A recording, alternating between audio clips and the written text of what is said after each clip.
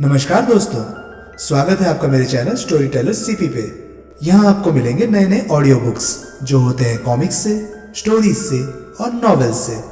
अगर आपको ऐसे कंटेंट पसंद है तो वीडियोस को लाइक करें और चैनल को सब्सक्राइब करें। मैं ऐसे नए कंटेंट्स लेकर आता रहता हूँ। तो दोस्तों, आज मैं आपको सुनाने वाला हूँ एक कहानी का नाम है माँ। तो चलिए दोस्तों, ज़्यादा देरी ना करते हुए शुरू करते हैं इस इंटरेस्टिंग कहानी को जिसका नाम है माँ।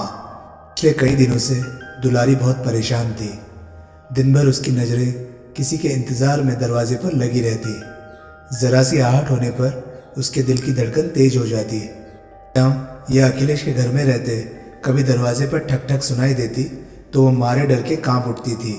दुलारी नितेश से कितनी बार कह चुकी थी कि वो यहाँ ना आया करे, पर वो चोरी छिपे हमेशा दुलारी से मिलने चला आता। वो उसके न आने से जितनी उदास रहती, आने से उतनी ही डरी रहती। उसे हमेशा डर लगा रहता कि एक बार तो उसका घर उजड़ ही चुका है, कहीं दूसरी बार भी ना उजड़ जाए। दुलारी नितेश को पाना तो चाहती थी, पर किसी भी हालत में अखिलेश और उसके पिता को खोने के लिए तैयार न थी। पर आज दुलारी ने तय कर लिया था कि वो नितेश से साफ साफ कह देगी कि वो यहाँ ना आया करे। अगर वो नहीं मानेगा तो सारा भेद अखिलेश के बापू को बता देगी, चाहे इसके लिए उसे कितनी भी बड़ी सजा क्यों ना भुगतनी पड़े। तभी दरवाजे पर हुई ठक ठक की आवाज़ ने दुलारी का ध्यान खींचा। लपक कर दरवाज़ा खोला तो सामने नितेश खड़ा था। देखे पैर छुए और अंदर आने की इजाज़त मिलने का इंतज़ार किए बिना ही सीधा बैठक में जाकर सोफे पर बैठ गया। आज ही कॉलेज की छुट्टियां शुरू हुई हैं। मैं गांव जा रहा था, सोचा आपसे मिलता चलो। वहाँ जब जब सौतेली माँ सताती है, आपकी बहुत याद आती है माँ। पिताजी भी ज़रा ज़रा सी गलती पर आपका नाम ले लेकर मुझे कोसते रहते हैं। वो घर अपना होते हुए भी पराया लगता है, पर यहाँ आपके पास आने से बड़ा सुख मिलता है। जी में आता है कि वहाँ कभी न जाओ, यहीं रह जाओ। नितेश लगातार अपनी ही कहे जा रहा था। दुलारी ने नितेश की पीड़ा को पीते हुए कहा, बेटा नितेश, तुम्हें इस समय नहीं आना चाहिए था। 5:30 बज गए हैं। अखिलेश के बापू के आने का समय हो गया है। वो तुम्हें यहाँ देखेंगे तो सोचेंगे कि बेटा मिलने आता है तो बाप भी ज़रूर आता होगा। अखिलेश को अपना हक छीनते देख कितनी चोट लगेगी। मुझे मालूम था कि तुम गांव जाने से पहले यहाँ आओगे, इसलिए मैंने तुम्हारे लिए पकवान बना रखे हैं। तुम उन्हें लेकर जल्दी से चले जाओ मेरे लाल, मेरा जी बहुत घबरा रहा है। दुलारी फुर्ती से उठकर एक थैली में पकवान भरकर ले आई। तेज को ठंडे पानी का गिलास थमाते हुए वो थैली को उसके बैग में रखने ही वाली थी कि किसी ने दरवाज़ा खटखटाया। दुलारी झट से बैग में थैली को रखकर कांपते हाथों से नितेश को घसीटकर पीछे के दरवाजे तक ले गई। फिर उसे विदा करके ठीक से दरवाज़ा लगाकर दौड़ते हुए आगे का दरवाज़ा खोल दिया। घनश्याम ने आज भी हमेशा की तरह देर से दरवाज़ा खोलने के लिए दुलारी को डांटा। घनश्याम बाबू दुलारी पर शक करने लगे थे। छुट्टी के दिन अक्सर क्वार्टर की तलाशी सी लेते रहते। दरवाज़ा ठीक करने के बहाने जासूसी करने के इरादे से उन्होंने पीछे आंगन वाले दरवाजे की कुंडी भी तोड़ दी थी। पर इन 2 महीनों में कहीं कोई सुराग न मिलने पर उनका शक कुछ कम हो गया था। फिर भी उन्होंने अखिलेश को निगरानी रखने के लिए कह दिया था। कॉलेज खुलने का समय नज़दीक आता देख नितेश के आने और भेद खुल जाने के डर से दुलारी को तेज बुखार ने जकड़ लिया था।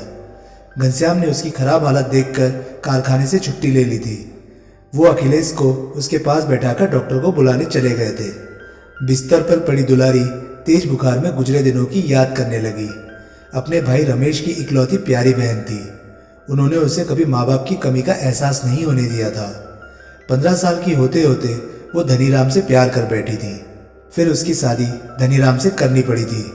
धनीराम पक्का शराबी, जुआरी, आलसी और कामचोर था। हर जगह झगड़ा झंझट करके काम छोड़ देता और दुलारी से मजदूरी कराता। जब दुलारी के पैर भारी हुए तो धनीराम उससे और भी सख्ती से पेश आने लगा। वो दारू पीकर आता और बीवी को मारता पीटता। वो कहता, मुझे बच्चा नहीं चाहिए, पैसा चाहिए पैसा। तू पेट से रहेगी तो काम कौन करेगा? कमा कर ला या भाई के घर चली जा। और दुलारी के सब्र का बांध टूट गया। वो बोली, ऐसे कमाने का भी क्या फ़ायदा कि पति सारी कमाई दारू और जुए में खराब कर दे। पहले 2 वक्त की रोटी कमा कर ला, फिर मुझसे कुछ बोल।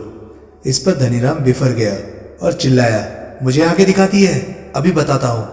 फिर वो दुलारी पर झपट पड़ा और मारपीट करने लगा। बेटा पैदा होने के बाद भी धनीराम के तेवर नहीं बदले।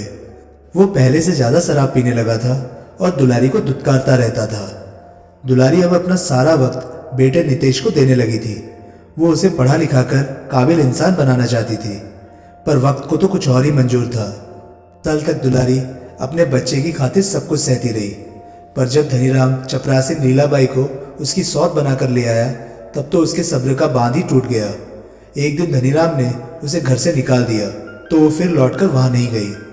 दुलारी ने करवट बदली, मुड़ी टांगों को सीधा कर अखिलेश को पुकारा। कोई जवाब ना मिलने से उसे लगा कि वो भी पिता के पीछे पीछे चला गया होगा। वो फिर पुरानी यादों में डूब गई। एक दिन घनश्याम बाबू उसका घर पूछते पूछते उसके घर पहुंचे थे। उसने दरवाजे की ओर से अपने भाई व घनश्याम की सारी बातों को सुना था। श्याम कह रहे थे, रमेश बाबू, आप कब तक अपनी बहन को घर में बिठाए रखेंगे? साल भर से ज्यादा हो गया है। आपके दोस्त त्रिलोकी चंद ने आपकी बहन के बारे में मुझे सब कुछ बता दिया है। मुझे बेटा दिया तो उसकी माँ छीन ली। मेरी बूढ़ी माँ कितने दिनों तक उसको सहारा दे सकेगी? इधर दुलारी का घर भी उजड़ गया है। सोचता हूँ आपको मंजूर हो तो दुलारी को चूड़ी पहनाकर ले जाओ। एक रोज अपने 9-10 रिश्तेदारों के साथ घनश्याम बाबू टिकली, सिंदूर और कांच की रंग बिरंगी चूड़ियां लेकर शादी करने के लिए आए थे। अखिलेश की माँ के चांदी और गिलट के जेवर पहनकर दुलारी ने नई साड़ी में लजाते हुए घनश्याम बाबू के हाथ से चूड़ियां पहनी थी। अब रिवाज के मुताबिक दुलारी का बेटा नितेश हमेशा के लिए धनीराम का हो गया था। धनीराम ने पहले पति होने का हक छोड़ने के लिए दुलारी के दूसरे पति घनश्याम से पूरे 10,000 रुपये लिए थे।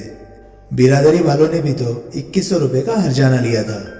जिस दिन घनश्याम सुहागी पूजा कर अपने घर में दुलारी को लाने की खुशी में प्रीति भोज दे रहे थे, उसी दिन धनीराम अपने गांव में दुलारी के नाम से मृत्यु भोज करा रहा था। अखिलेश को अपनी सगी माँ का चेहरा तक याद नहीं था। उसने दुलारी को ही माँ की शक्ल में देखा था। वो अपनी सौतेली माँ दुलारी को रिवाज के अनुसार मौसी माँ ही कहता था।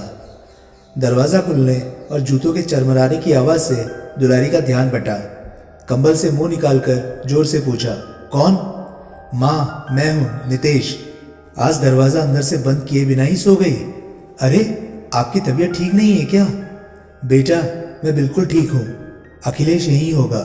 उसके बापू भी डॉक्टर को लेकर आते ही होंगे। मैं तुम्हारे हाथ जोड़ती हूँ, तुम अभी यहाँ से चले जाओ। अखिलेश ने अगर तुम्हें यहाँ देख लिया तो उसे बहुत चोट पहुंचेगी। इतना कहकर वो उठकर बैठ गई। इसमें चोट लगने वाली क्या बात है माँ? जब वो सौतेला बेटा होकर आपको माँ कह सकता है तो मैं सगा बेटा होकर भी माँ नहीं कह सकता। नितेश के मुंह से निकले सौतेला लफ्ज ने दुलारी को परेशान कर दिया। उसने गुस्से में आकर नितेश के गाल पर एक तमाचा लगाते हुए कहा, मैं अखिलेश की सौतेली नहीं, सगी माँ हूँ। मैंने उसे जन्म नहीं दिया तो क्या, वो मेरी ही गोद में पलकर बड़ा हुआ है। वो मेरा अपना बेटा है। को अपने घर आने को कहकर घनश्याम पिछले दरवाजे से चुपचाप घर के अंदर आ गए थे। वो छिपकर कमरे के अंदर का सारा नजारा अखिलेश के साथ देख रहे थे। नितेश को अपनी गलती महसूस हुई तो माँ के घुटनों पर सिर रखकर रोते रोते बोला, मुझे माफ कर दो माँ, बताओ मैं क्या करूं? अपने दिल को कैसे समझाऊं? मुझे आपकी बहुत याद आती है। आप में और सौतेली माँ में बहुत फर्क है। आप सौतेली नहीं, सगी माँ है। मुझे अखिलेश जैसा हक दे दो माँ। तभी किसी के आने की आवाज़ सुनकर दुलारी घबराकर खड़ी हो गई। नितेश को अपने पीछे छिपाने की कोशिश करती हुई वो अखिलेश और उसके पिता को सामने देखकर हैरान रह गई। घनश्याम बाबू ने नितेश के सफ़ेद पड़ते चेहरे को देखकर कहा, बेटे क्या चाहते हो? नितेश ने कांपती आवाज़ में कहा, यहाँ रहने की इजाज़त। घनश्याम बाबू ने इशारे से अखिलेश को पास बुलाकर दोनों को सीने से लगा लिया।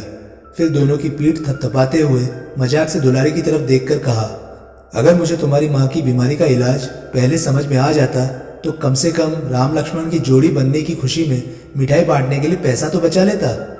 दुलारी लजाई सी हैरानी से अपने आदमी को देखती रह गई। तो दोस्तों, ये थी एक सुंदर कहानी जिसका शीर्षक था माँ।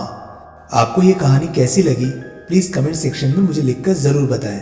और हाँ, अगर वीडियोस पसंद आ रहे हैं तो प्लीज़ उन्हें लाइक कीजिए और चैनल को सब्सक्राइब कीजिए।